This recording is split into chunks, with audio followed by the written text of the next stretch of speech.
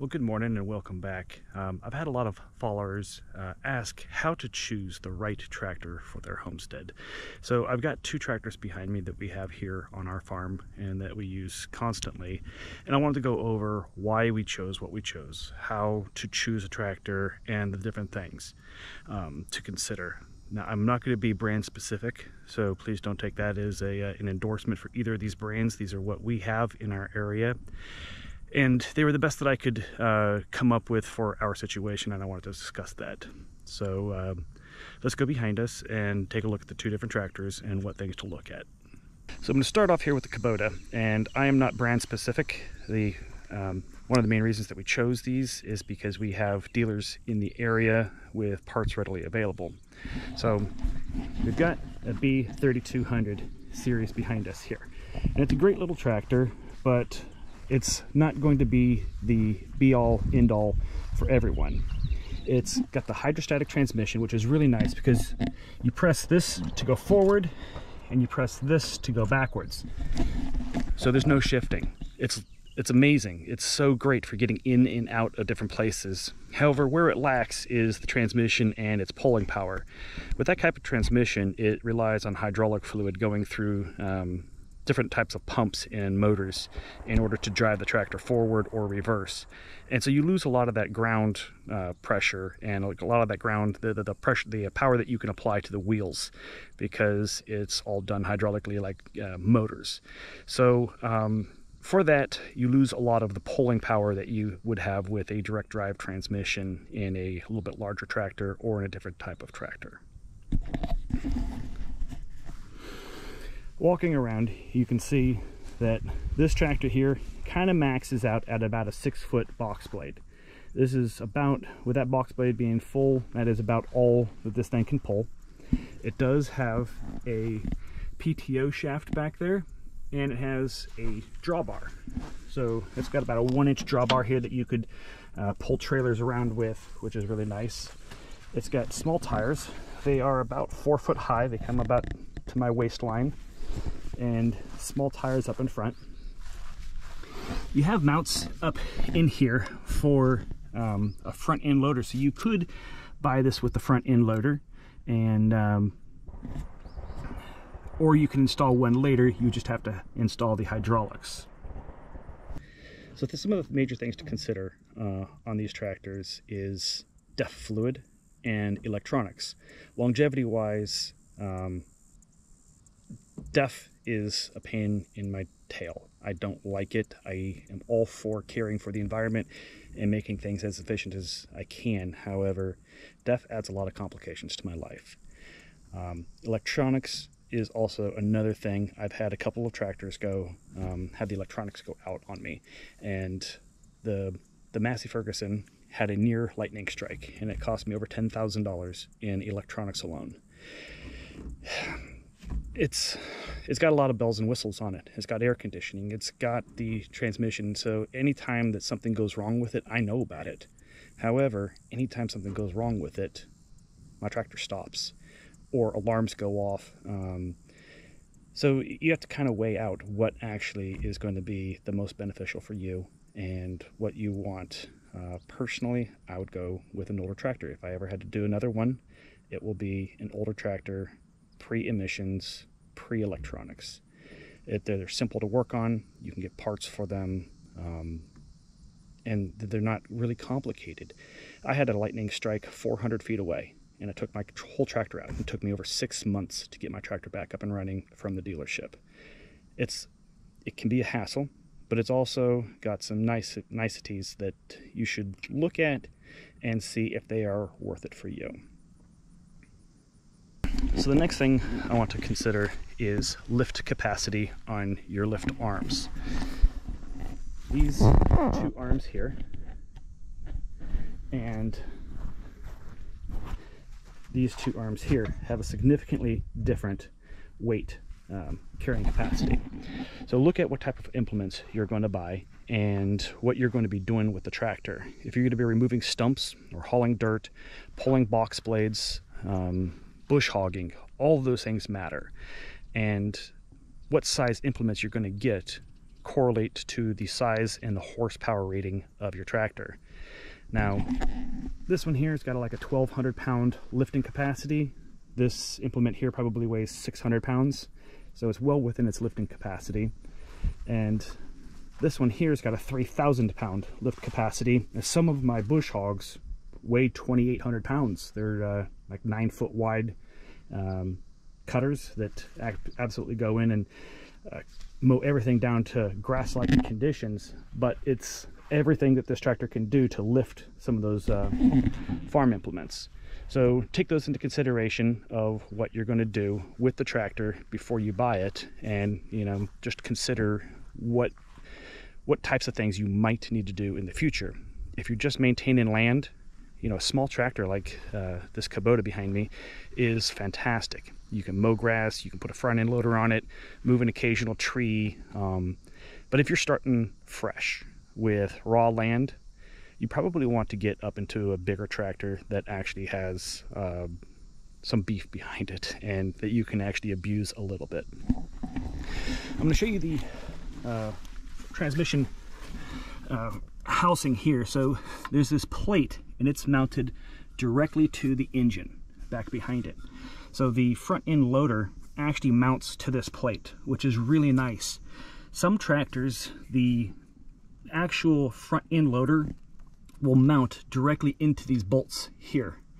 And unfortunately, the reason I had to step up in tractor is because I was driving my 50 horsepower tractor before I owned the 100, and I was driving through the field and I hit a bump with a full load of dirt in the scoop, and I actually cracked my engine housing.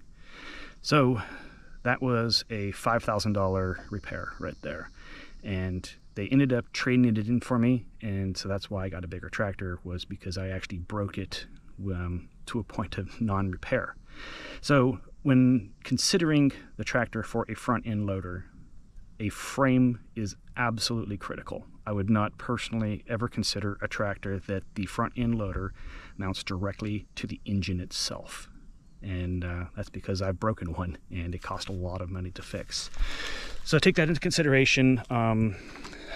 You saw this one here. Let me walk over and show you my 4610. You can see this massive bar here comes up and it mounts with 4 bolts to another bracket that goes behind it. So you have this forward one. These two here are welded together in back of here, and then it comes back up to here, which is your arm supports. Then this frame actually goes all the way through. You can't see it here, but it ends up all the way back here in the back of the back of the tractor. So it comes all the way through. That was a critical point for me because I bought this tractor to lift stumps and lots of dirt and do a lot of heavy work with it. I've still got the grapple attached to it, and one thing to consider is, are you going to get a grapple and how big? This is a standard skid steer grapple, and you have to have a heavy duty loader in order to handle that weight. So most skid steers are actually commercially rated, and so they're going to have heavier duty components on them. So if you buy a cheap home tractor and you think that you're going to put one of these big heavy duty grapples on there or dig a lot of dirt, think about that again and look at what kind of implements you want to buy. This is a very, very heavy and heavy duty 4-inch tube steel type of grapple. You can get lighter duty ones, so that should be in your considerations. And then also, one thing that most people don't realize is when they go to the dealership is there's different models of loaders, and you can actually change out your loader because they'll have different cylinder sizes, they'll have different lift capacities. So there's a lot of different things that you can have. Like this is actually a self-leveling. This device right here, as I pick up the loader, this device right here will actually keep the bucket in perfect alignment all the way up. So when you're loading dirt on an old one, if you would pick it direct, just pick it straight up, you would actually dump half the dirt out. So you would actually have to increase your pitch of the bucket as you're going up in order to keep it. So I opted for the loader that had the automatic leveling bucket. So with a grapple bucket, one thing that you have to have is the hydraulics up here. This little tiny wire goes all the way back to my joystick, and it controls a valve that's right in here. And what that does is it sends hydraulic fluid to these two control valves here, which actually open it. So you have to have all those valves and the electronics, and usually that comes from the factory. You can order them afterwards and add them in. It's not a huge deal, but considerations when you're buying a used one or an older one is, can you still get those parts to retrofit what you want to do and get that beforehand.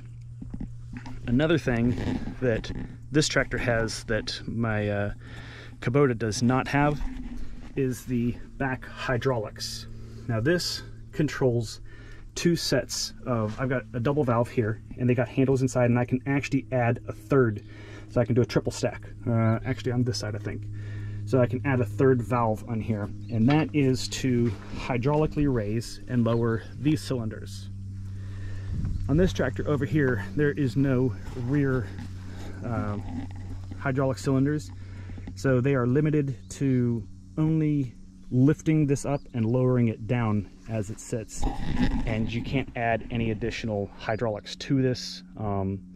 What I like about the Massey is these leveling arms in the back have big heavy duty twist, so I can actually tilt my arms just by swiveling this here, and that way, as I have the box blade on there or a bush hog, I can actually tilt side to side or up and down with the, I mean, all of them will point up and down, but being able to adjust the arms left and right is actually great if you're doing a box blade in a ditch, because you can set your angle and then just drive straight.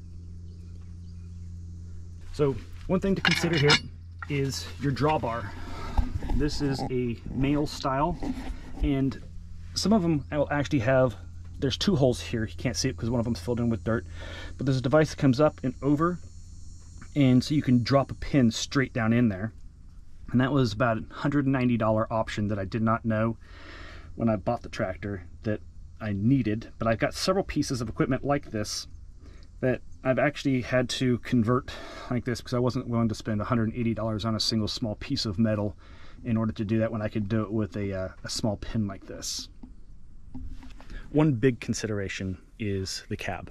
And one of the main reasons I went with this tractor was because it did have the cab and the noise that's involved with it. I like to work all year, whether it's raining, snowing, cold, hot. I've got air conditioning, I have heating, and one of the best features about it is if you have ground hornets where you're at and you hit one of those nests, they can attract the tractor all they want to, and I just keep on getting them. On the Kubota, you run like hell. Because they will get on top of you, and so having a cab is actually really, really nice if you can afford it. On the open cab styles, you pretty much have to always wear headphones anytime you're at anything more than about an idle, maybe a little bit over about 1,000 RPM you can tolerate without it. The cab tractor here, I can run at full throttle and bush hog all day, and there's absolutely no issues with my hearing or anything. You actually don't need to wear the headphones inside the tractor. It's actually got a radio and everything that you can hear well when you're inside, so that is a great benefit if you can find a tractor with a cab and air conditioning and heating. So I already hit on this a little bit, and one of the big things that I have to stress highly enough is proximity to companies who can work on your equipment.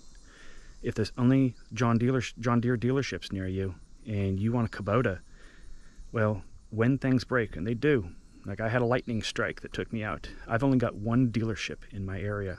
I had to drive 3 hours to the next one.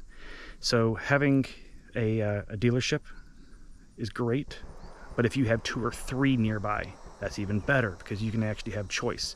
I've kind of gotten away from using the dealership that I bought this one from. They did me wrong on a couple of deals, and so now I actually have to drive to the next closest one, which is about 3 hours away. So every time my tractor needs work, I'm driving 3 hours. So I have to have the truck and I have to have a trailer heavy duty enough to pull this thing on a regular basis. And that, you know, costs time, money, and effort to haul this. And if I could, you know, if I had another location to go to, I would use it. So let that be a precursor to, you know, if you have 2 Case dealerships in your area, that actually might be a benefit to you to consider. So one amazing thing that nobody thinks about until they get on the tractor and they ride it for 12 hours is this seat here just has a little tiny hinge and a little tiny spring. And the spring is not for you. The springs are for making it not clink and clang, and for different settings and stuff. Let me walk you over to this tractor here, and this actually has an adjustable tension seat where you can adjust it here for how much pressure you want to be on that spring. So it's really nice is if you have an employee or your wife wants to drive the tractor and you're a larger person and your wife or girlfriend is not. Well, it's not going to do them any benefit, because if it's set for a 300-pound person and someone who's 90 pounds or 120 pounds gets on it, they're going to have absolutely no suspension seat. So having it adjustable is great. It really saves your back, your wear and tear, like just the movement in the tractor over an entire day. If you're just doing it on an occasional weekend, not a big deal. If you're going to be doing a lot of work with this tractor and you have the option, that was about $1,000 option, and it is well worth it. I'd never had one before, and I'm looking how to convert all of my equipment over to similar seats. So another thing to consider is towing capacity, and you know, it goes back to what you're doing with the tractor, but how much weight you can physically tow and how much your stall force is. So small tires like this versus 5-foot tires like this have a tremendous amount of different force that they can apply to the ground. Now they are very different. These are ag tires, and they are filled with water, nearly 120 gallons of water per tire, of water and antifreeze, and that adds a significant amount of weight to the rear end that actually helps it grip. These tires, while they are slightly ag tires, they're more turf tires, and they don't leave the imprints that the other ag tires do. However, these do not grip nearly as well in the loose soils, but the benefit is they don't create the ruts that the heavier ag tires create. So if you're, again, go back, if you have a finished Homestead and you're looking for a just something for maintenance, something like this would be great. If you're just starting off with raw land and you need heavy work, these big knobby tires, I mean, I got a big thick hand, and that's probably a 3-inch tread on here. Now, you can switch tires out later on. They are expensive. I think the last tire I bought was about $350 a tire. So you can change them, but it does get expensive to change between different tires. So knowing what you want up front is a big benefit. To buying new, you can order it like you want to. The other thing with tires is front end loader capacity. So small tires like this. This tractor was ordered, of course, without a front end loader. So these are regular tires. So make sure that if you're buying a used tractor without a loader and you're planning on adding one, that your tire capacity can actually take the pressure of the front end loader that you're going to install. These tires here are made, they're big, heavy duty, and it is 4-wheel drive. So these tires came with the tractor and with the loader and everything on it. But these tires here, I actually have to run at 50 psi when I'm running a heavy duty load. All right, so we're on to horsepower requirements. I have a 32, I think it is, 32 horsepower and 105. My past tractor was a 50 horsepower, and it was a Massey Ferguson. And that is the one that I broke the transmission housing on. It has nothing to do with the horsepower requirements, but like I said earlier, the front end loader actually mounted directly to the transmission and to the engine, and that's where I ended up cracking it. So minimum, I'd say, for a homestead or a small farm would be around 30 to 35 horsepower. You can get a lot of work done with it. So something like this B3200 is a 30 horsepower range.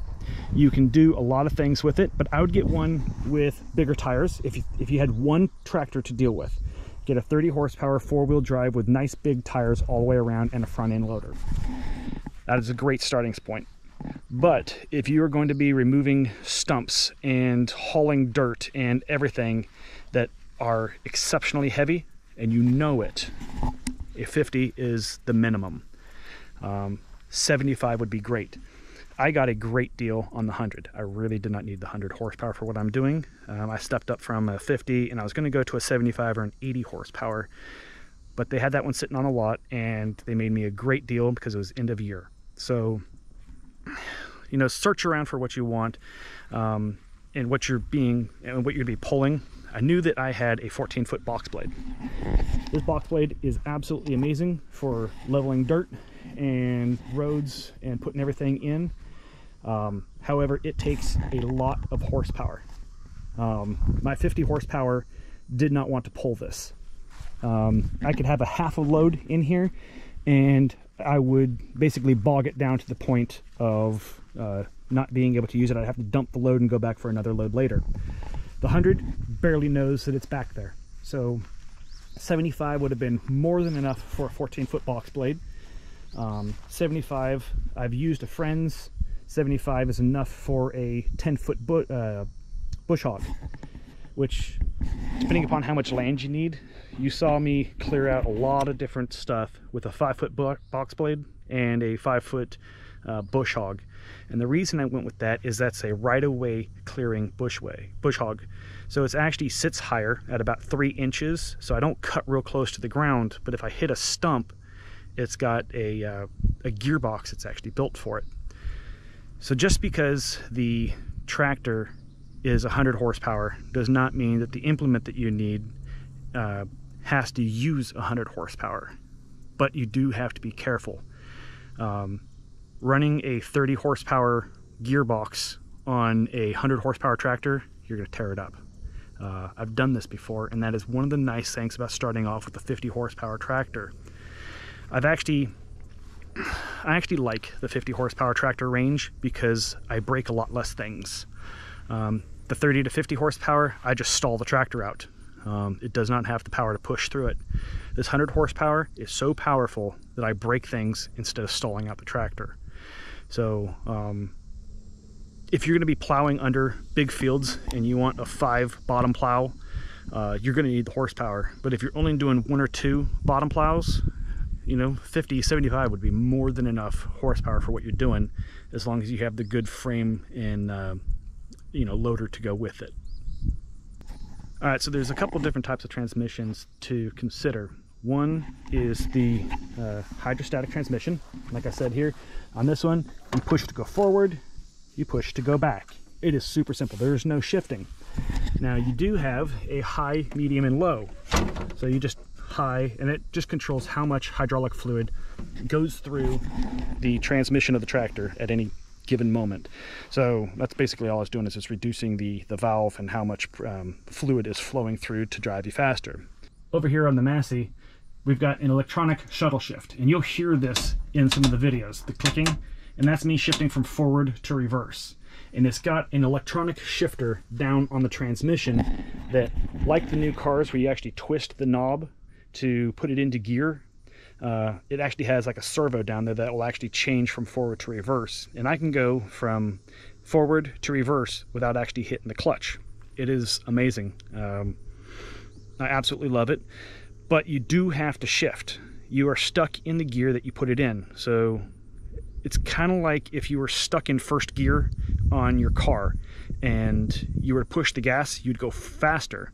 But if you want to go even faster than that, you actually have to shift into second gear and then floor the engine again, and then you go through that whole repetitive process. Where the Kubota here with the hydrostatic, you just push and push and push, and the further you push that pedal down, the faster you go.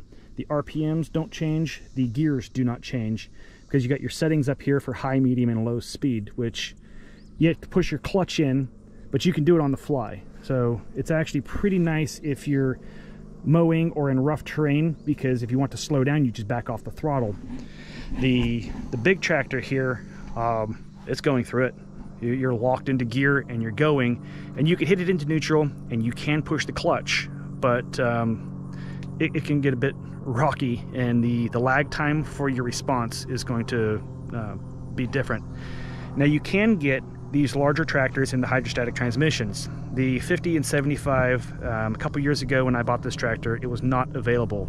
It was kind of in the 30 horsepower range and in the 120, 150 horsepower range, so it wasn't available.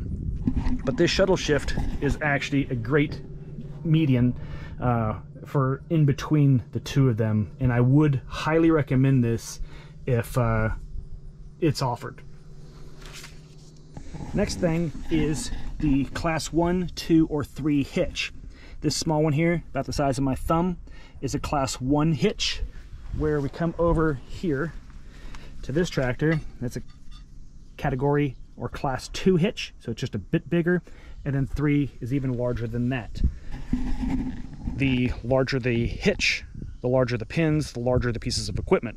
So if you're looking at a piece of equipment that comes standard with a category 1 hitch on there, it's probably for smaller tractors. If it comes naturally with a category 3 on there, well, make sure that your tractor can actually lift that piece of equipment, because the bigger the pin, the more weight. So a big one is fuel consumption. Now, this small Kubota here has a 6-gallon gas tank. My Massey behind me has, I think, a 28-gallon, and there's a big difference in fuel consumption. So what I would burn, I usually burn about 6 gallons in an 8-hour day. On my 30 horsepower tractor, I burn about 14 to 18, depending upon how hard I'm pushing it. Now with 100 horsepower, I'm not pushing my tractor as hard as I push, say, a 50 horsepower, because I'm actually using more of the capacity of the engine. But still, 100 horsepower for your entire, for your one and only piece of equipment on the farm will be a lot more expensive than having a small mid-range tractor. So I briefly covered the tires and the water issue. So these small tires here don't have water in them. It's super lightweight and it's a bit bouncy. These tires, the front ones and the rear ones, came stock with water in them from the dealership that I bought it from. Now, if you're plowing, you're doing heavy duty work where you're actually like pulling things that are heavy, you want the water in your tires. It gives you that ground pressure and it gives you a lot more grip. However, if you have stumps in the field, you want to get that water out, at least until you're done stumping, because water is uncompressible. And I have busted several tires where you just hit a stump that you didn't know was there, and it busts the side wall of the tire out. And well, there's $350. So at least for your forward tires, do not have water in them if there's stumps in the field and you're going out there and finding them for the first time. Bush hogging and water in front tires is a terrible idea for that reason. I've been through several tires, so I've got a video that you can look down in the comments below, and on our website, honeyimhomestead.com, and I'll have a video that actually shows me rebeating a tire out in the field, because I did this, and it was with this tractor and this tire. This tire went flat and I hit a stump with it, debeated this one, and I ended up having to put it back on in the field. So check out that video. So insurance. Insurance is one of those things that people don't consider very often. Most homeowners policies, if you have a homeowners policy and a small tractor like the Kubota, a lot of the times this will qualify as a lawnmower or a yard maintenance. If you have a 50 to 100 horsepower tractor, they frown on it. But make sure, check with your insurance agent, and there are certain things that you have to answer, like, does the tractor leave the property? Does it do this? Does it do that? Do you commercially farm with it? Or do you just maintain? If the answer to any of those is yes, like you do farm, you do leave the property, you have to have a underwriter's insurance policy, which is an additional insurance premium on it. That is the only thing that saved my tail when we got struck with lightning and $10,000 worth of electronics went out. It ended up being almost $15,000 in the end. The original bill was $10,000, and they replaced what they thought was bad, and 6 months later a couple of other devices went out, and so it was almost all said and done with transport and everything, nearly $15,000 in electronics alone. Another thing that I didn't consider is hydraulic steering. All of my tractors have actually had it, but I actually got on a friend's tractor one time that did not have hydraulic steering, and boy did it work me to death. I've got these hydraulic rams down here that turn these tires, and then even this tractor here, the connecting rod from here to here goes to this arm and back in here for a hydraulic cylinder. That is a must. I won't have a tractor without it. After driving that guy's tractor, so even though it was only a 25 horsepower tractor, it still worked me to death trying to turn that thing all day long. So hydraulic steering is an absolute must for me. The other considerations that I'd have is shuttle shift. I would not go back to a traditional or a standard transmission where you have to push the clutch, shift gears in and out every single time to go forward, reverse. It would be hydrostatic or shuttle shift. That's all I would consider. So turning capacity is a big one for these tractors, is how tight of a radius you can turn.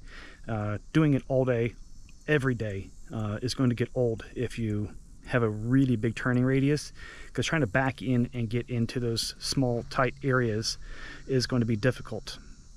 So when you go shopping for a tractor, go and drive it. Get in the seat and drive it back and forth, left and right. Go in between things, get used to it.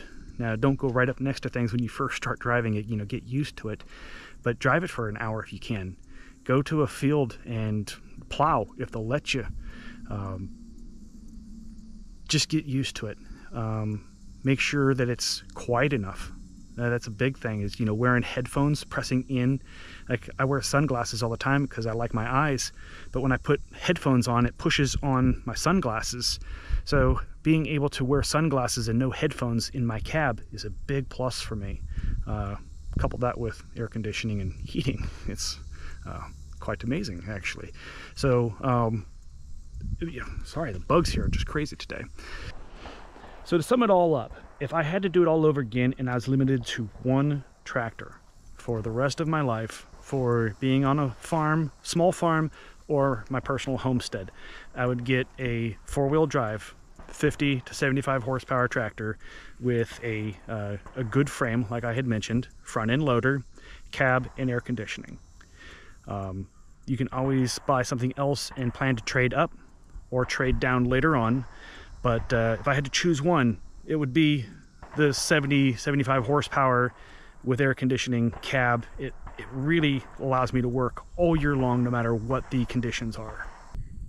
Well, thank you for watching. If you like our videos, please like and subscribe and put a comment down in the section below. And if you would, please visit our website, www.honeymahomestead.com, for more up-to-date information and a list of all the projects that are going on. Thank you again, and have a great day.